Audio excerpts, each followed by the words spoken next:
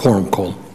Ask unanimous consent to quorum call be dispensed with and be allowed to speak as if in morning business. Without objection.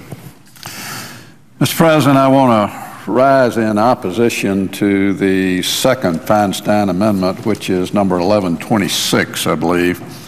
I have the privilege of serving as Vice Chairman on the Intelligence Committee with Chairman Feinstein, and we have a very good working relationship, agree on most every issue that comes before the committee. And I know the diligence and seriousness with which she takes every issue, but particularly this issue, because we've had a number of discussions about the fact that we have a lack of a detainee and interrogation policy in this country now. And I know she's concerned about that, and I know she's trying to make the situation better.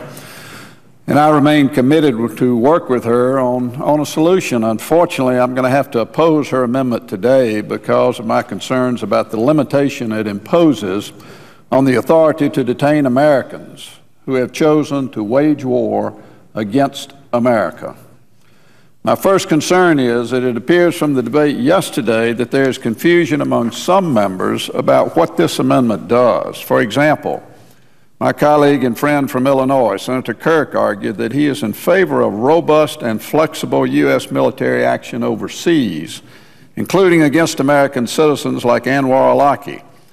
Senator Kirk said he supports the Feinstein Amendment, however, because he believes in a zone of protection for citizens inside the United States. But the Feinstein Amendment does not apply to only those American citizens who commit belligerent acts inside the United States. It would also prohibit the long-term military detention of American terrorists like Anwar al-Awlaki who commit terrorist acts outside the United States. As a result, this amendment would have the perverse effect of allowing American belligerents overseas to be targeted in lethal strikes, but not held in U.S. military detention until the end of hostilities. That just makes no sense whatsoever. I'm also concerned about the ambiguity in the amendment's language and the uncertainty it will cause for our operators, especially our operators overseas. The amendment exempts American citizens from detention without trial until the end of hostilities. But short of the end of hostilities, the amendment appears to allow detention without trial. Is the Senator's intent to allow for some long-term detention of Americans without trial? This ambiguity is troubling because we don't know how the prohibition will be interpreted by our operators or by the courts that will hear inevitable habeas challenges. Would the military be permitted to hold a captured American belligerent for a month, a few months, or a few years, as long as it was not until the end of hostilities? Or would the military interpret the amendment as a blanket prohibition against military detention of Americans for any period of time? If the military rounded up American terrorists like Adam Gaddam or Adnan Shukri Juma among a group of terrorists, would they have to let these Americans go because the military would not be permitted to detain them?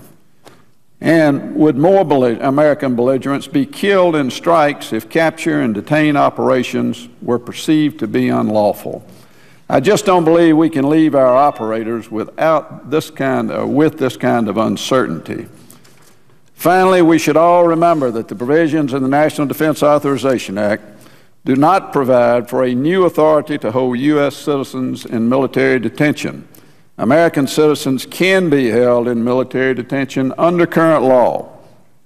And contrary to some claims that were made yesterday in debate on this floor, these Americans would be given ample due process to their ability to bring habeas corpus challenges to their detention in federal court. The Supreme Court has held in the Hamdi case that the detention of enemy combatants without the prospect of criminal charges or trial until the end of hostilities is proper under the AUMF and the Constitution. Hamdi is a U.S. citizen. This is not a new concept. In reaching its decision, the Hamdi court cited the World War II case Ex parte Quirin, in which the Supreme Court held, and I quote, Citizenship in the United States as an enemy belligerent does not relieve him from the consequences of a belligerency. In conclusion, I understand Senator Feinstein's motivation, but I just don't believe this amendment does what she wants it to do, and that there will be unintended consequences that could seriously hamper overseas capture operations. Mr. President, I urge my colleagues to oppose the Feinstein amendment. And I yield the floor. Mr. President.